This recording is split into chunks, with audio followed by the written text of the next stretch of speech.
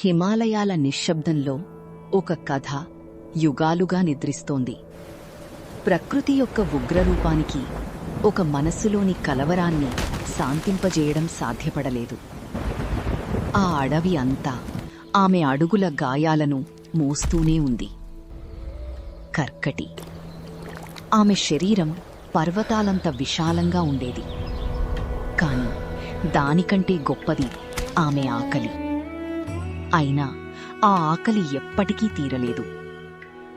ఆమెను ఎక్కువగా బాధించింది ఆ ఆకలి ఎందుకు తీరదో తెలియకపోవడమే. చివరికి ఆమె తనను తాను ఒక ప్రశ్న అడిగింది. ఈ ఆకలికి ఎప్పటికీ ముగింపు లేదా? ఆ సమాధానాన్ని ప్రపంచంలో వెతకడం ఆమె మానేసింది. ఆమె అన్వేషణ ఇప్పుడు తన అంతరంగం వైపు మళ్ళింది. దీర్ఘ తపస్సు అనంతరం బ్రహ్మ ఆమెకు అరుదైన వరాన్ని ప్రసాదించాడు. సూది కంటే సూక్ష్మమైన రూపం. ఆ కనులకు కనిపించని రూపంలో కర్కటి మానవుల మొదట ఆమె చూసింది అన్నీ ఉన్నప్పటికీ పోగొట్టుకుంటాననే భయంలో జీవించిన ఒక మనిషిని. తర్వాత ఒక సీతాకోకచిలుకలోని సంతోషాన్ని కనుగొన్న ఒక చిన్నారిని. ఇస్తూనే ఉన్నా ఏమీ కోల్పోని ఒక ముసలమ్మను. యుద్ధం ముగిసినా మనసులో మాత్రం యుద్ధం ముగియని ఒక యోధుడిని. తన బిడ్డలోనే తన ప్రపంచాన్ని చూసిన ఒక తల్లిని.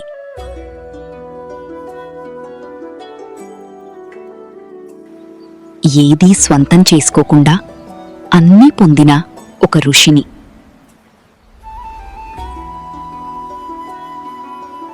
కష్టాన్ని ఆనందంగా మార్చుకున్న ఒక రైతును.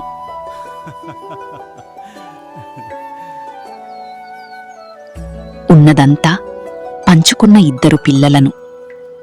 ప్రతి జీవితం ఒక సమాధానంలా అనిపించింది. కాని ఆమె వెతికిన సమాధానం మాత్రం వాటిలో ఎక్కడా లేదు.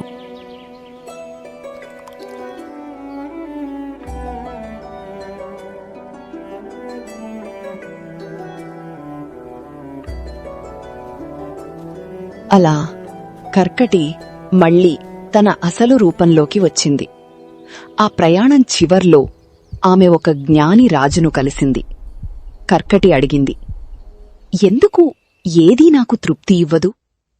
రాజు చిరునవ్వు నవ్వాడు. ఒకే ఒక్క ప్రశ్న అడిగాడు, ఆకలిగా ఉన్నది ఎవరు? ఆ ప్రశ్న ఆమె హృదయంలో మార్మోగుతూనే ఉంది.